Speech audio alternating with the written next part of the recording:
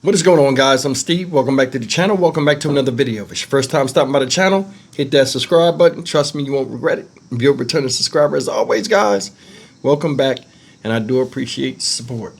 Guys, I'm going to talk about a story that occurred in Shelby Township, Michigan. Shout out Shelby Township. And this occurred yesterday afternoon. They say around 4:30, 5 o'clock, I think they said. And it's a story where an ex-husband brutally stabbed his wife multiple times in a gas station, taking her life before trying to flee. And what's worse than that, ladies and gentlemen, there was a 1-year-old child present, besides other witnesses. Don't understand how it turned to where people don't even try to conceal their savagery in public nowadays.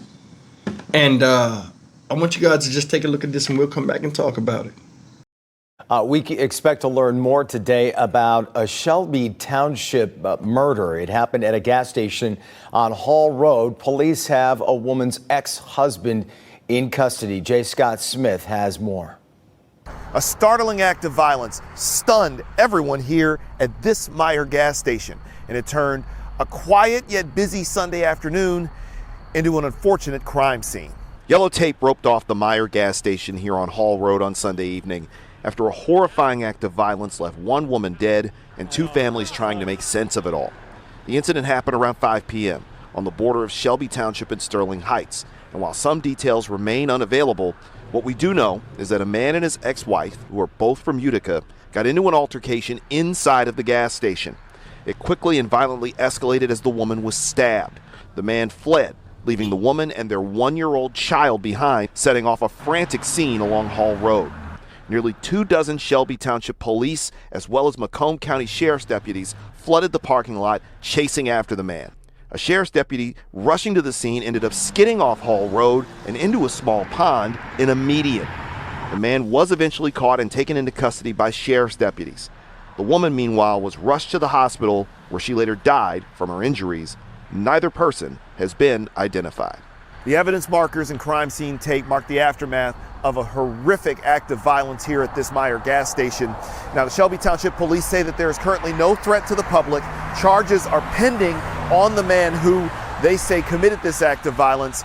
And as for the small child that was left behind following the stabbing, his grandmother was able to get a hold of them, but it was a very heartbreaking and emotional scene here in Shelby Township. On Hall Road in Shelby Township, I'm J. Scott Smith for Local 4. Okay, guys, that's the news so far. More spreading of the virus that's called violence in this country. That's crazy as hell. You stab somebody in an argument inside a public place, a gas station, with the baby right there. Then run away when the cops come and look stupid as hell getting caught. Same shit all the damn time. Same stuff. You know who suffered the most besides that woman? That 1-year-old baby. Can you imagine being a child or what that baby went through? You see your mother killed. Bad enough they're arguing, so you're already scared over that. You know, you're already unsettled over that. Then one of the parents pull a knife out and brutally stab the other. Now, she said she was stabbed multiple times inside the gas station. So besides the shock and awe of people that were watching, what do you think that baby went through? Seriously. What type of irreparable damage you think that child experienced? Well, let me tell you something. A lot of people think, oh, a baby's young, they'll forget about it and this and that. A lot of times this does something to the psyche of a child and creates insecurity no matter what their age is. We don't know what the long-term effects of that is. But for this guy, now he's an ex-husband, to do what he did, don't know what it was, what sparked it, he could have walked away. It makes no sense to me. It's like nobody has any impulse control and they can't calm their own selves down. There's a saying, if somebody can control your emotions, they can control you, period. You are no longer in control of yourself. You know, I'm one of them people where in my life, man, I try not to let people push my buttons. You know what I'm saying? Because I'm a human being. I'm in charge of my own destiny in my own life. And if I fly off the deep end and take somebody out of here because of a temporary moment or lapse in my concentration of self, and in a fit of rage, I take somebody out of here because they did something to me, or I feel as though I was wronged in some type of way from words, I'm the one that pays the ultimate price for that. I didn't even argue in front of my kids when they were younger. Nowadays, you seeing motherfuckers getting torn out the frame, both men and women, in front of children, as if the children are going to understand why an adult does what they do. Crimes like this, where crimes are done in front of children, and in the most heinous way, they will have special type of punishment.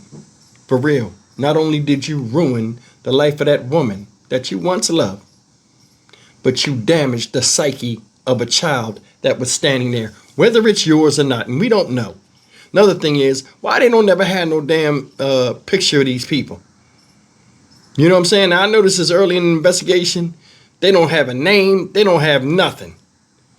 And it's like, I know you got to report on stories and stuff, but he'll show up in court and we'll see what this is about.